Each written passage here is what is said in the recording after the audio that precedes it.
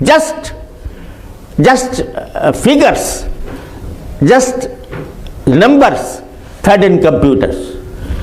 So, and now again they were facing it is anticipated that the crisis more severe is coming now within a couple of years. So this is, the whole economy is captured by some few people in the world. So all this situation has arisen because of interest. Had there not been interest, then there were no derivatives, no sale of debts, no something that makes the economy a bubble or a balloon. So therefore, humanity now needs a new system that takes care of real economy. And that is the basic difference between sale and riba.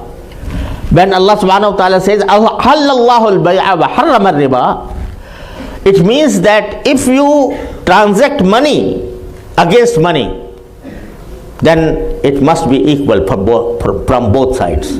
You cannot charge anything over and above the principal, because it is a transaction of money against money. But if there is a transaction, money against a commodity, this is sale, and this is allowed. And it makes a big difference when you are transacting, money against money, and when you are transacting money against commodity. This is what Allah subhanahu wa ta'ala says. Ahallallahu al-bay'a wa harrama riba. Limadha? Why? Because Allah subhanahu wa ta'ala says that Ahallallahu al-bay'a. And if you transact as sale, then you are creating a real economy, real assets. But when you are transacting money for money, then in that case you are not creating any asset. This is not real economy. This is just, money against money. So now Islamic finance came and said that now we will base our economy on the real assets, not in money only. Money is nothing. Money is nothing more than a medium of exchange. It is not a commodity. It should not be traded in. It was created for the purpose of serving as a medium of exchange, nothing more or less. But the interest system made money an object of sale, and this created a facade in the earth. So now Islamic finance, alhamdulillah, came, and now it is going to increase throughout the world, alhamdulillah. And it was a time when we spoke about the prohibition of interest, and that the financial institutions should work on the basis, or not on the basis of interest and interest-free transactions. The people used to say it is a utopian idea. It is not practicable. It is just an imagination, and it cannot be practiced in the actual world. But now, alhamdulillah, since 1970, gradually Islamic institutions came forward, and they based their system on the sale, not on riba. So alhamdulillah, now the rate of growth of Islamic finance is more than the growth of conventional finance.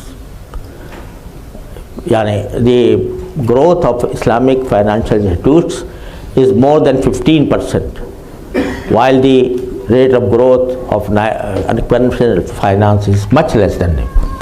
So alhamdulillah, in around 90 countries, Islamic finance is being practiced. And not only in Muslim countries, but also in non-Muslim countries. The basic problem in Western countries for the Muslims is to acquire their homes, acquire homes. Now, Alhamdulillah, we have found out how we solve the problem by institutions that finance the people, finance the homes on the basis of Islamic principles.